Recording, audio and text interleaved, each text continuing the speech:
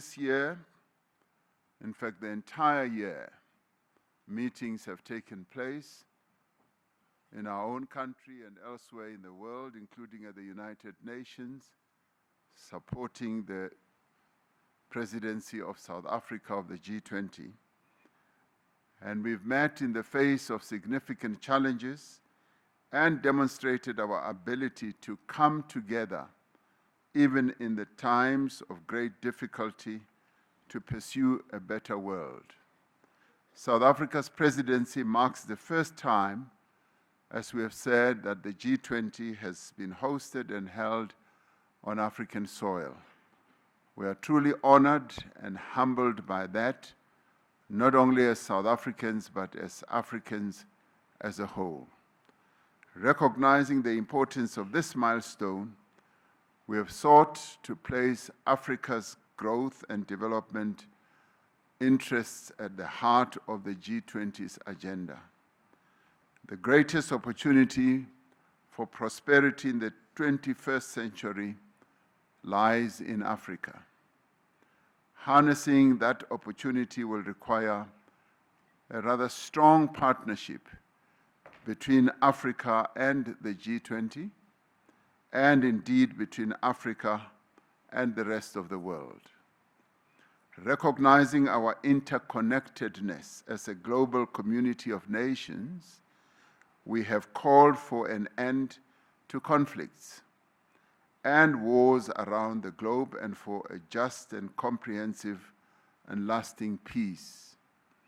This summit has taken place at a crucial time as calls around the world grow louder for progress on the imperatives of our time, to end poverty in all its forms and ramifications, to reduce inequality within and amongst countries, and to take urgent action to combat climate change.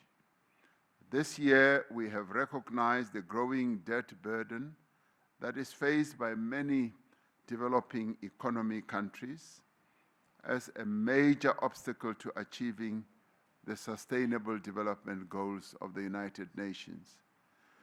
The G20 has pledged to extend support to low and middle income countries as they confront debt vulnerabilities.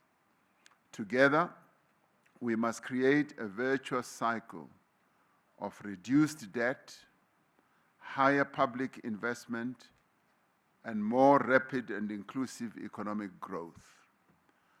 When we become more successful, all of us, then the whole world becomes successful. When we began our presidency, we pledged to mobilize the G20 to strengthen disaster resilience and response. Climate-induced natural disasters spare no country. Disasters know no borders. But their toll is heaviest on those without the means to recover and to rebuild. We therefore called on G20 leaders to urge the global community to scale up post-disaster reconstruction.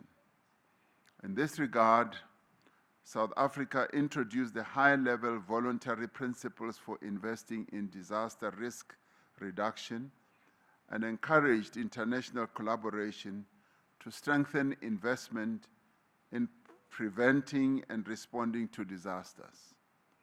We've made progress in mobilizing finance for a just energy transition.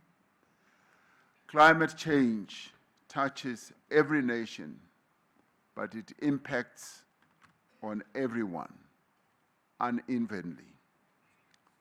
That is why we have together pledged to increase the quality and the quantity of climate finance to developing economies, to strengthen multilateral development banks, to support country platforms like the Just Energy Transition Partnership, and to unlock private capital. We reaffirmed our dedication to energy security, affordability, and universal access and the importance of supporting developing economies in their transition to low carbon emissions. We recognize the need for deep, rapid, and sustained reductions in greenhouse gas emissions and the need to substantially scale up investment and climate finance from all sources. During this summit, we reaffirmed our support for the G20 Critical Minerals Framework, a cooperative blueprint to ensure that critical minerals resources drive prosperity and sustainable development across the globe. Our presidency coincided with the end of the first cycle of the G20 presidencies. Following the mandate given to our presidency at the 2024 Rio de Janeiro Summit, we undertook the G20 at 20 review, drawing on the diverse perspectives of participating members and guest countries as well. It is our hope that the recommendations of the review will serve as a helpful guide for the G20 to ensure that it remains fit for purpose in an ever-changing world. In fact, the indicative report already says that the G20's existence should continue as it serves a good purpose in giving guidance to the economic well-being of the world. At the heart of our presidency lies a conviction that the G20 must act boldly and act together to create an environment of inclusive growth, an environment of reduced inequality, an environment which will support sustainable development. South Africa has used this presidency to place the priorities of Africa and the Global South firmly at the heart of the G20 agenda. Building on the developmental agenda of previous presidencies in Indonesia, in India, and Brazil, we have prioritized the issues that matter most to developing economies. And in executing our task as a G20 president, we learned a lot from what Indonesia did, what India did, and what Brazil did. So in many ways, what we see having unfolded here was based on the foundations that those three countries of the Global South put in place. The G20 South Africa Summit Leaders' Declaration is more than words. It is a commitment to concrete actions that will improve the lives of people in every part of the world.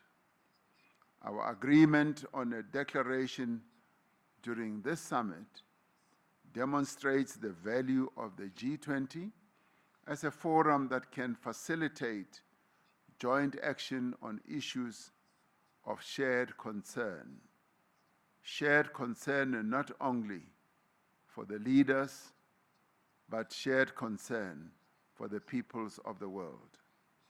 More than that, it reaffirms our renewed commitment to multilateral cooperation and our recognition that our shared goals outweigh our differences.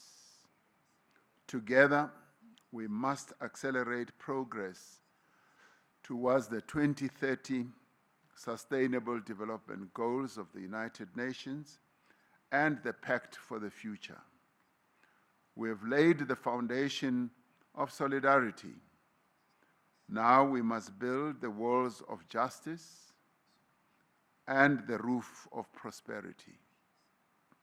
Let us move forward together, demonstrating to the world that we do have the capacity to confront and overcome the world's challenges. Through partnerships across society and by remembering our common humanity, we can create a more secure, a more just, and a more prosperous world. And together, we can ensure that no one is left behind. I now say that this gavel of this G20 Summit formally closes this summit and now moves on to the next president of the G20, which is the United States, where we shall see each other again next year. The summit is therefore closed.